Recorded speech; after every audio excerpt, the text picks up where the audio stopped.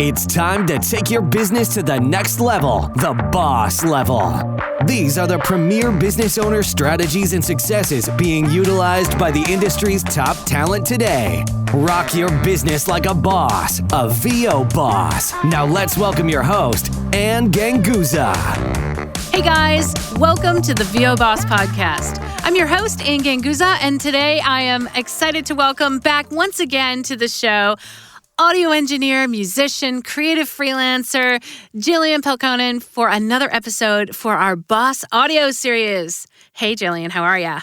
I am good. How are you, Ann? I'm excellent. So I thought we had a great conversation about picking your home studio space. And I think we should expand upon that a little bit in this episode and maybe get into a little bit about the equipment that we have into the space for our home studios. Yeah, I think totally a necessary point of the conversation, because if you didn't listen to last week's episode or whenever it was, the last Boss Audio episode, you got to go back and catch up, because we talked about finding a space in your home for your voice setup. We talked about a little bit about treatment and how to get your space sounding a little bit better, whether you're at the pro level or if you're a beginner. And then we also had the conversation of what's it like to work in a professional studio versus home studio. And now we're going to dive into getting that home studio, what you need for it, and perfecting the sound a little bit. What you need and what you don't need necessarily, right? Definitely. Especially because of your experience working in professional studios, where I get overwhelmed looking at the equipment there, because I'm like, I'm just a voice actor. And I'm just a voice actor. I'm just a voice actor.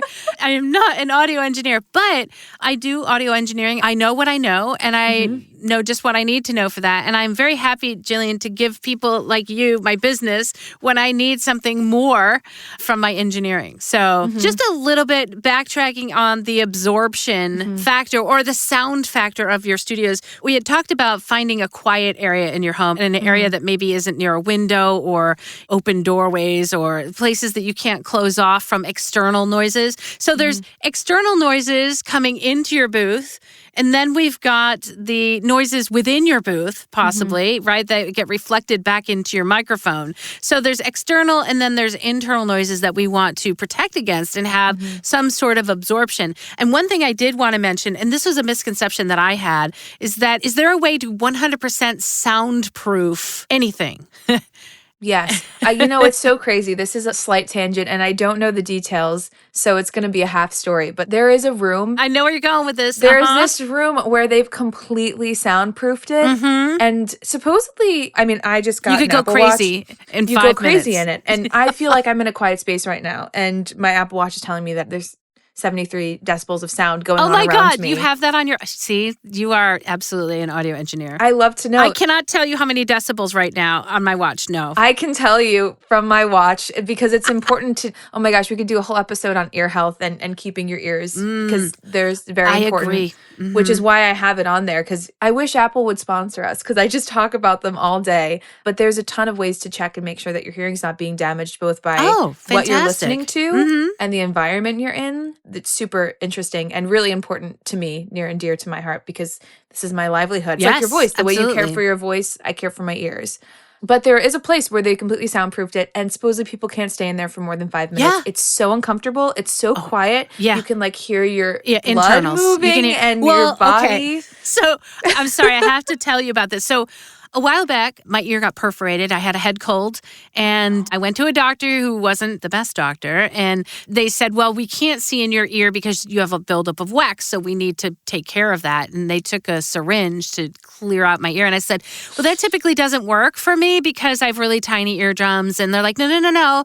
And so they flushed my ear out and proceeded to poke a hole in my eardrum when that happened. And it was really scary, number one, because my equilibrium just got completely thrown. I had to sit down for 45 minutes. And I should have, this could be a whole nother episode, I should have probably sued them because I told them not to do it. And so they punctured my eardrum, and I know because I could taste the fluid going down my throat once the syringe went. I know it's gross. Sorry. But anyways, I will tell you about the recovery period. So when you have a hole in your eardrum performs many, many important functions, right? Keeping sound out and also sound in. And so when you have a hole in that, the sounds that you hear are incredibly different. So for a good year after that happened, if not longer, I would hear whooshing sounds in my ear because it was literally fluids in my body that I could now hear. And it was like I could hear when I had sinus issues. I could hear when it was an allergy day and it would get very loud. And this white noise, I call it, like it wasn't even white noise because I couldn't stand it.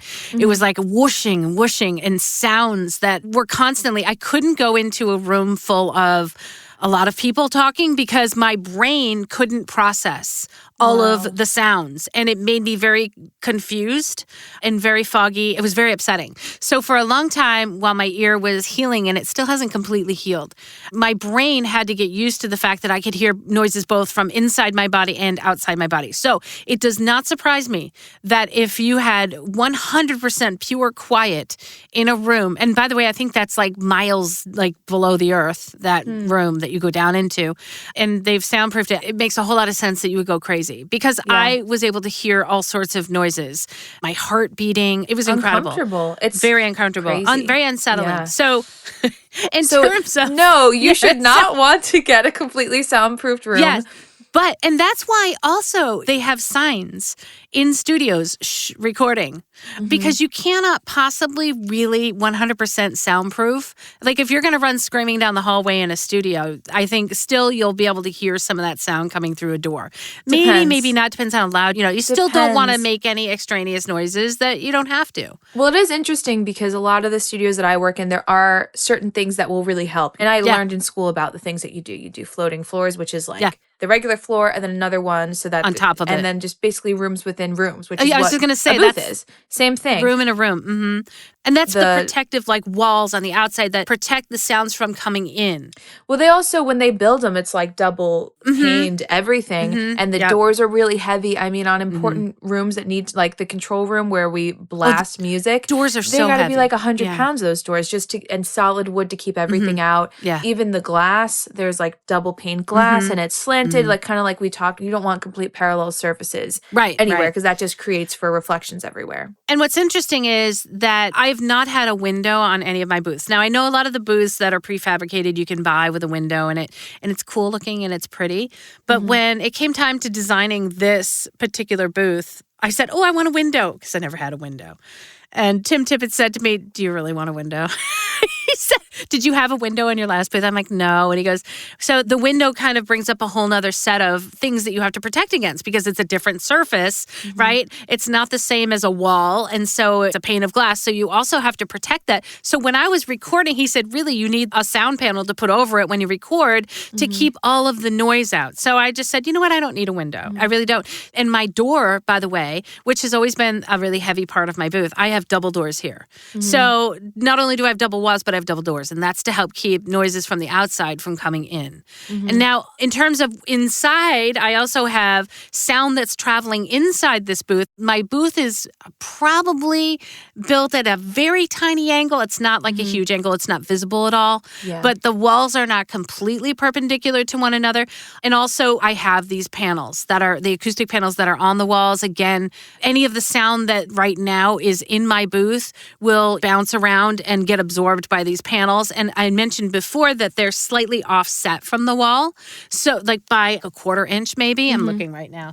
They sit off the wall a quarter inch so that if it hits that wall, it has space to travel back through the back of the panel and then get stopped again before it could travel back into this microphone. And that's typically what you're trying to do is to stop the sound from reflecting and reverberating off the walls and coming back into the microphone as feedback or some sort of echo. So that's a little bit more on the absorption part. But now, once we're in the studio and once we're recording, in the studio that you've built in whatever sense.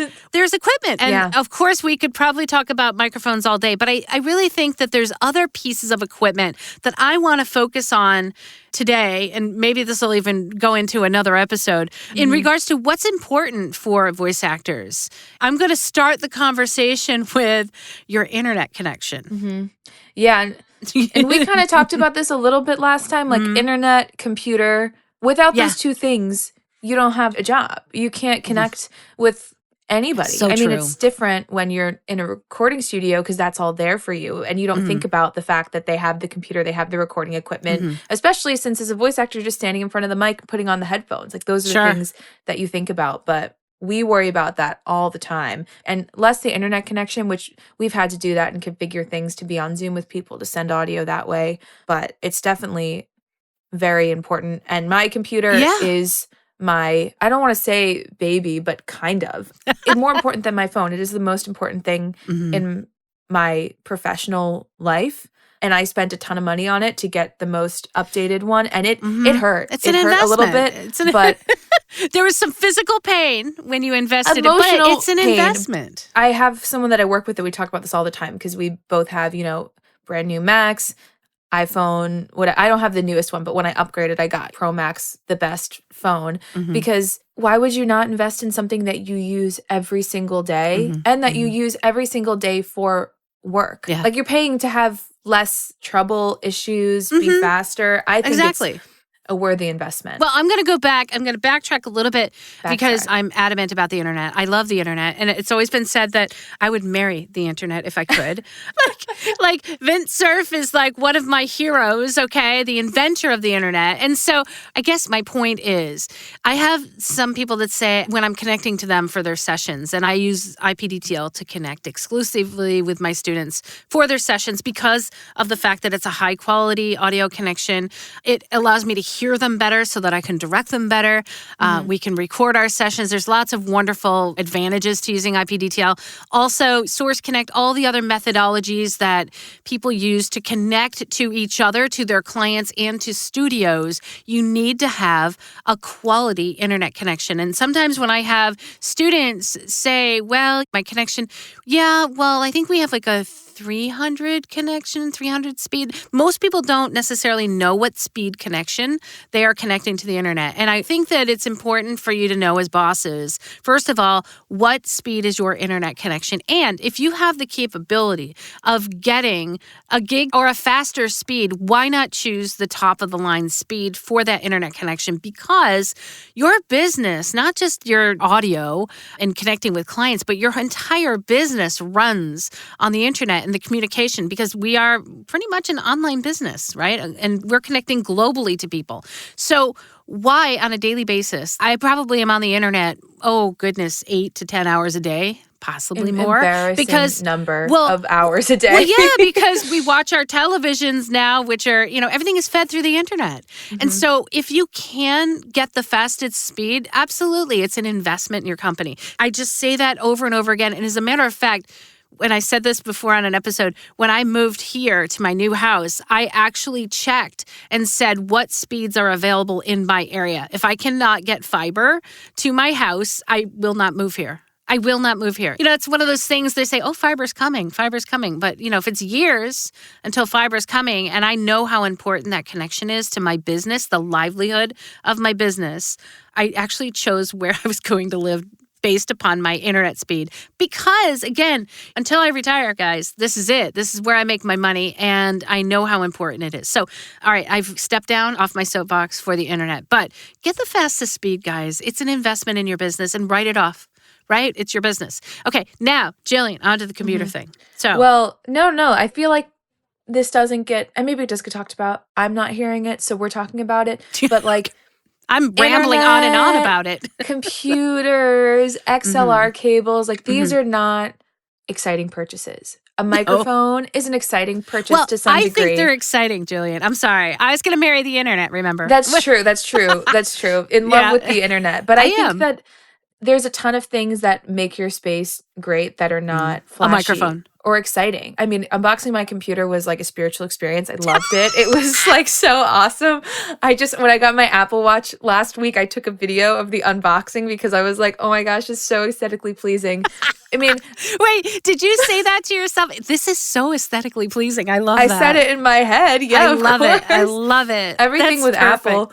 I made my boyfriend hover above and take the video while I unbox it. I was like, don't move. Get the lighting perfect. I would do that too, though. I'm such a geek about things like that. I really You am. only open an Apple box once. Once it's opened, it's not the same.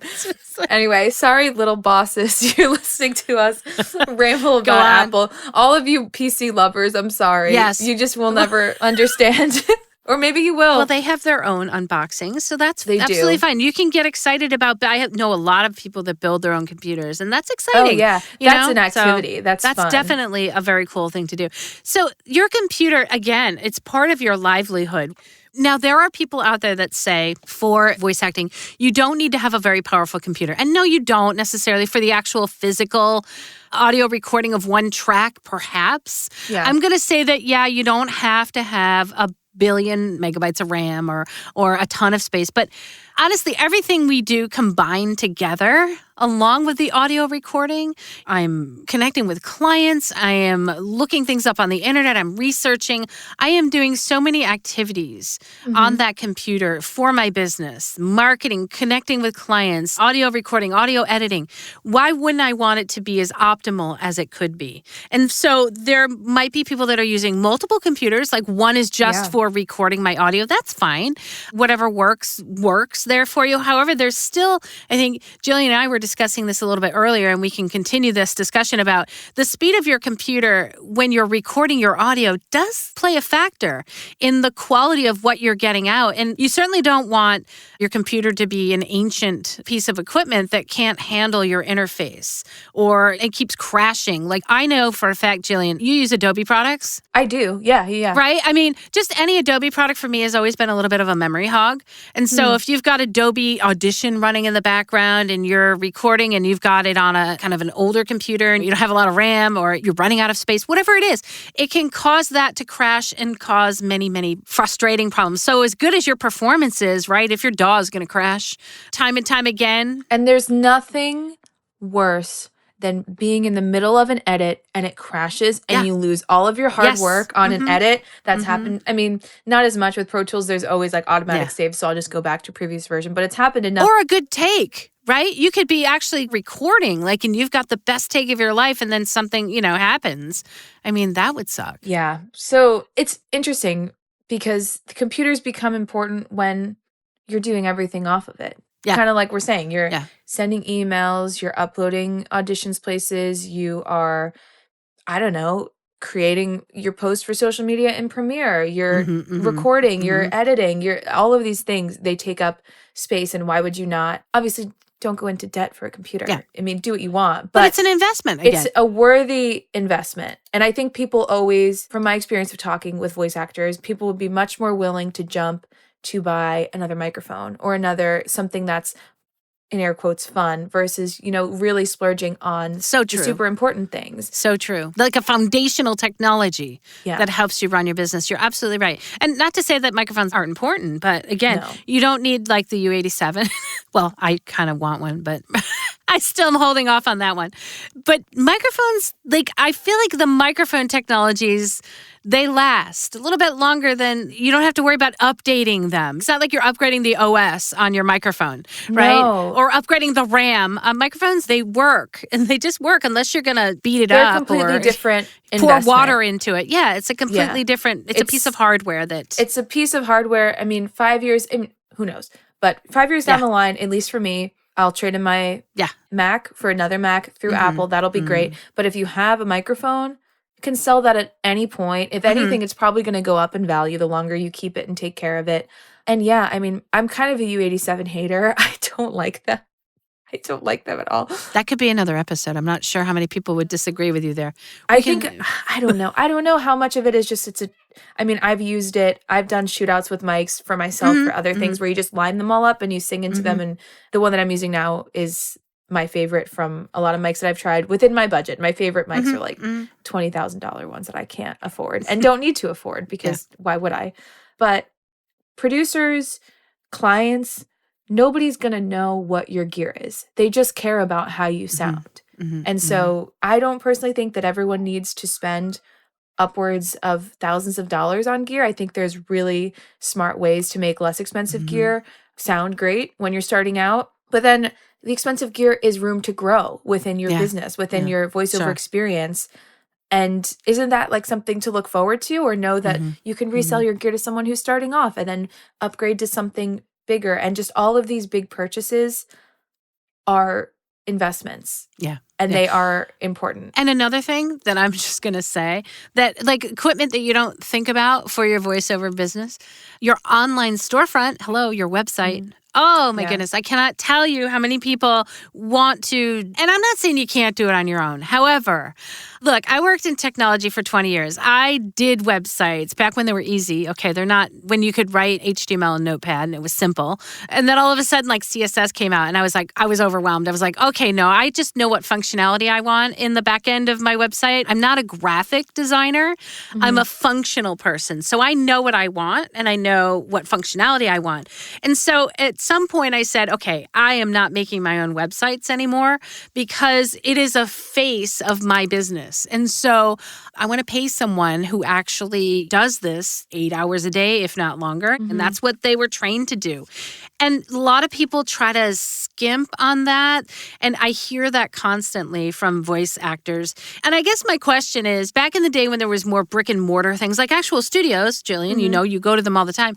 You used to have to front the bill for leasing once a month. If you had a store, you had to stock it with inventory. So there were all these like monetary investments you would make. And then all of a sudden, when things became easy from technology and easier from technology and online, all of a sudden people think that, well, it's so easy, I can just do it and cheap out on it.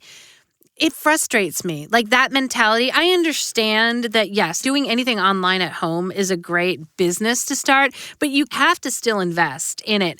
And there's so many worthy things to invest in. And your storefront, if it's not brick and mortar, it's online. The impression you make is so, so important in order to be successful in this industry. And there are just ways to, I love my website. It's very important to me. I've gotten like compliments on it that it looks really professional, and I didn't make it. Yeah, I hired someone to make it for me. Obviously, the content that I fill it with is mine. I do that. But I would have never been able to make the website that I have now, both from how it looks and a functionality standpoint. I feel like people are not really using their websites in a functional way where you could, you know, manage contacts and communicate with people that way. But for me, I mean, I work with voice actors. I do sessions with them. Every once in a while, I will have to look someone up. And the first thing I look for is a website. And if I can't find a website for someone, I kind of don't know what to do. I'm like, if I can't find you and listen to your demo right away, and if it's not easy for me, and especially like if you could get your demos online easily downloadable for anybody in casting or anybody working at a studio, that kind of gives you a leg up. It really, it just does, because you're easier to work with, you're easier to find, and I kind of know who you are. I'm like, okay, this person is a legit voice actor, which might not be the right answer, but it's what I do. Well, and a professional voice actor, right? So again, there are people who, well, you know, do I need to buy a domain? Do I need to, you know, I can do my own website right now and I can upload my files to a pay to play. But honestly, when I shop, and I shop a lot online, gosh, I can't remember the last time I was at a mall, although I do love getting out and seeing people. But honestly, I do a ton of online shopping. And so for me, the trust factor and the value factor has everything to do with the website. And when I first get an impression of somebody, when I go to the website, right, I can tell, oh, are they trustworthy? Are they professional? And if you've got a website that you made and you don't do that for a living, right, it's going to look homemade. Here's an old school thing. I always talk about business cards, right? If you walk up to somebody and they hand you a business card, which still happens these days, not as much as it used to, but then that business card was printed on a printer in your home versus something that was professionally made. You can absolutely tell the difference. Same thing with a website, right? You can absolutely tell the difference. There's just a level. It's like a movie and a B movie. It's absolutely a level of professionalism that comes with something that's been professionally designed.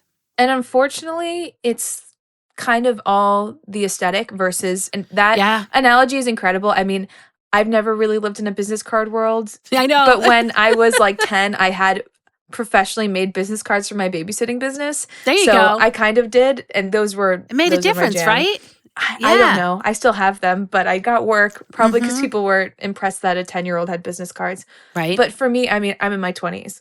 I first look at people's website, and off the bat, there's just a different pro versus not pro vibe that I immediately, it just goes off in my brain. And same thing. And then if I can't find them immediately, the next thing I look for is Instagram. And if I can't find you and see that you're doing any sort of voiceover work, then I'm kind of confused. You know, if you have a great voice, I'll email you, but it's a different world. So that's interesting. So you go Instagram. What about TikTok? At what level is TikTok or other social media channels for you?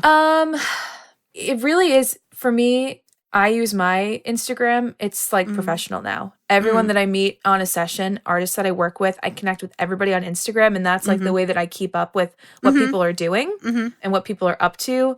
I personally don't really use LinkedIn. I did when I was in a less creative field, but nobody that I work with uses it. Right. But our potential clients do. So I'm just going to say that for us. Well, yeah. I think it's different for what I do versus what you guys do. But I think I'll go to LinkedIn as a last resort if I can't find somebody. But for the most part, like Instagram and websites, TikTok, I don't really use for work. That's like fun for me. I would never like look for someone on TikTok or like look for voice actors on TikTok. But I do know that there's definitely if there were creative voice actors, I was going to say if there's creative voice actors that are doing something entertaining on TikTok, you'll take notice. I'm also not a client. I'm coming at this from a strictly studio perspective. I do every once in a while, some voice actors will come up on my feed, or I know there's some people that I know that are like voice actors and musicians, and they talk about stuff like that. So I can't say that I know too much about it. But yeah, Instagram is like the thing